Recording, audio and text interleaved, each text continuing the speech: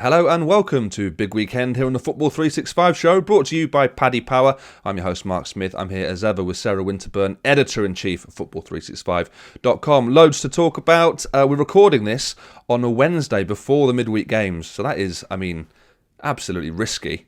Ridiculous, really, but let's see what happens. We'll talk about the weekend games in full, in detail. City against United, Chelsea, Everton, Spurs, Palace, more and more and more. It's going to be good. Right, if you like it, don't forget to like it and subscribe and press the notification bell so you never miss a show going forward ever again. This is Big Weekend, brought to you by Paddy Power. Right, Sarah, biggest game of the weekend. It's got to be Man City versus Man United. Does this game matter? Does it matter in terms of the league table? Not so much. Does it matter in terms of will it demonstrate the gulf between the two sides? I think from the outside it'd be quite nice to see that, actually. There's a 15-point gap between them or 12 or however many it is after the midweek. Who knows? Yeah, hey, let's not get bogged down in that. Let's not get bogged down in that. So how are we going to see that demonstrate itself on the pitch? Now, we've been let down so many times by these big six games, haven't we? We kind of think, is this the one? Is this the what? Is this the one that's going to book the trend? And then we get another 0-0 and another punch in the face. I've got a feeling that City want to. The theme of the season has been this, hasn't it? Oh, the big six games are poor. The big six games are poor. Nobody's really putting it on. This is a City's chance, isn't it? Just absolutely nail it, lay it down, 3-4-0. Right, there you go. It's done. And that and will they be can afford to do it, can't they? Oh, yeah, they can afford to risk it. Normally we go into these games, don't we? And we say they'd rather not lose than win almost. They don't want to take that risk of getting nothing. These games between these teams that are going for the top four. Of course, it's better for as far as they're concerned, to keep the status quo than it is to potentially end up that 6-point swing, however you want to put it. There's no such motivation for City here. A draw's no good to them. Unless they're desperate to sort of lengthen that unbeaten run, which is one factor, I suppose. The easy way is to go for the draw. I don't think so. Yeah, I think this could be a smash job. I think they could just think, right, do you know what? We're the best team here by a mile, and they really are. There's so many levels above, and it'd be great to see that, I think. But it does feel a bit like the game a couple of seasons back, the 3-2 for United away at Man City, where I think City had to win it to win the league, and United spoiled that party. Pogba got 2 headers, I think. Or no, 1 header, one with his foot traditionally. It feels like that a little bit. His foot. And with that in mind, I think my bet here is going to be both teams to score. Yes, Man City superb at the back, but I just have a feeling this game's going to be a little bit more open. Like you say, City are going to go for it, nothing to lose. I fancy both teams to do something. I don't think United will get anything from the game, but I'm still looking forward to this one, though. It should be a good one. Right, let's move on. Chelsea versus Everton. I said last week that I thought Chelsea had been brilliant under Tuchel. You disagreed. You can at least accept that they've been much improved, though, can't you? And they look like a proper team now. Absolutely, as I said last week.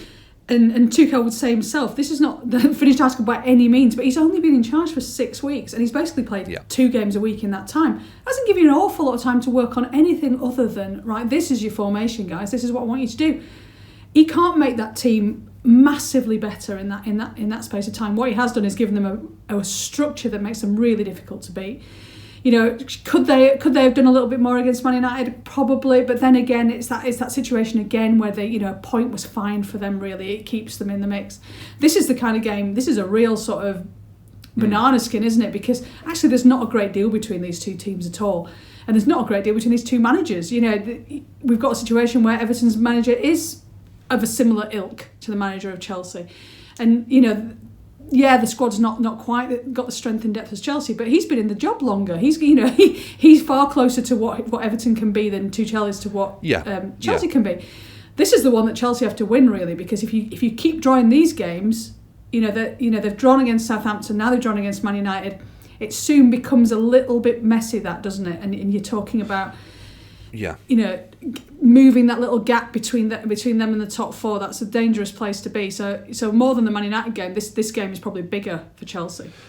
Yeah, Chelsea need to beat their direct rivals, and as it currently stands, United are a little bit further ahead than them, and so Everton becomes that direct rival.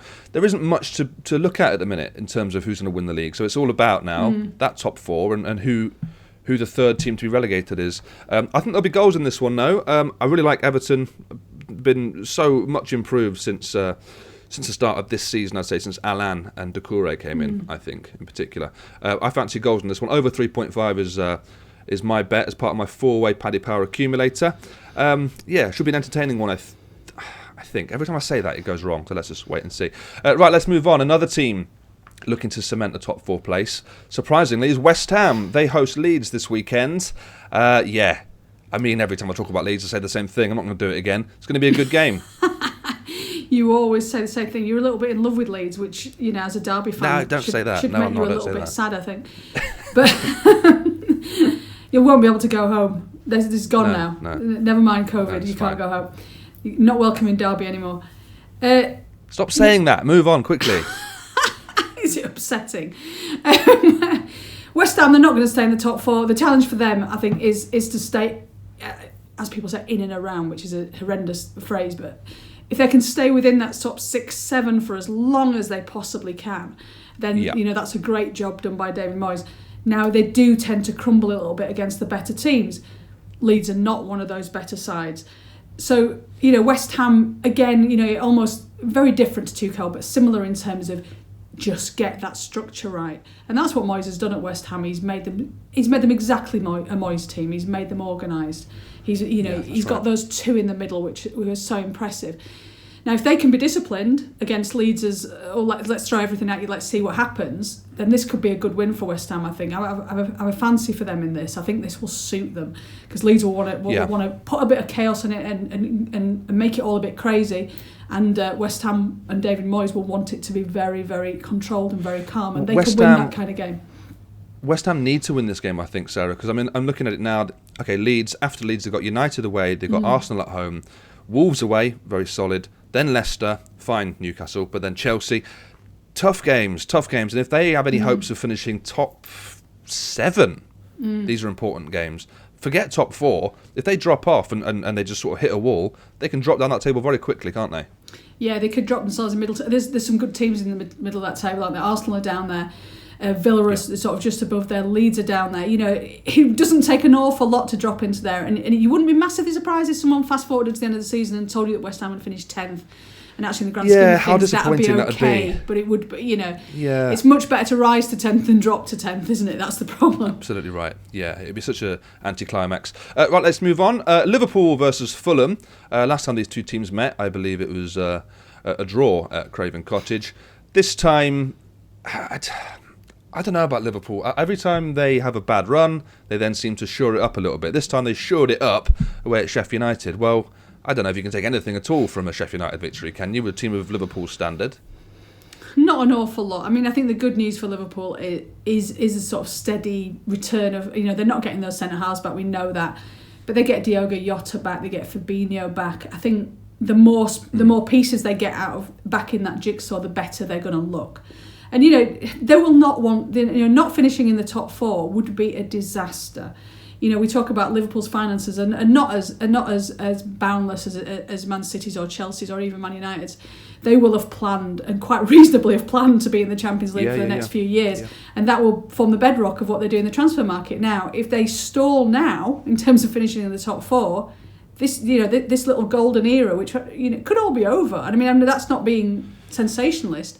But when you hit that point, they may need to sell. They might not be able to buy it, and it stops. Well, we thought it was a dynasty, didn't we? We thought this was the start of a dynasty. Exactly. And that could end very quickly. This is how easy these things can fall apart. And a few injuries, and I know everyone is bored to death of talking about Liverpool's injuries, but you can't deny that that's a massive factor in what's happened here. They may not have won the title. They may still have, that natural sort of end to that team, or the winding down of that team might have meant they ended the season 10 points behind Man City or whatever. They would not have been this far behind without that set of injuries, and it will be the injuries that are to blame if they drop out of the top 4, and like you said, that would be pretty unthinkable. Yeah, it really would be. I think Liverpool win this game.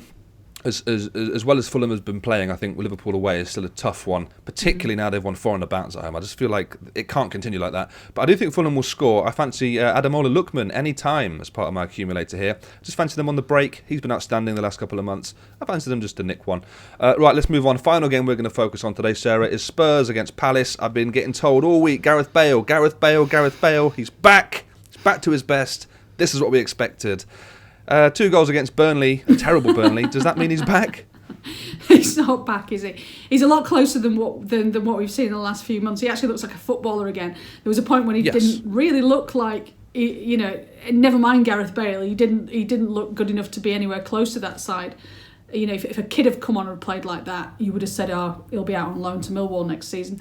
They all go to Millwall, don't they, from Spurs? They all go to Millwall. That's just the way it is. But it's Gareth Bale, but it wasn't, was it? And buoyed by the news that the be able to play golf again by the end of the month, he is being so much better than he was before. The explanation for that we don't know, and we still don't know if this is permanent. We don't know if Jose will having put the rug under him, will suddenly pull it away again because for shits and giggles.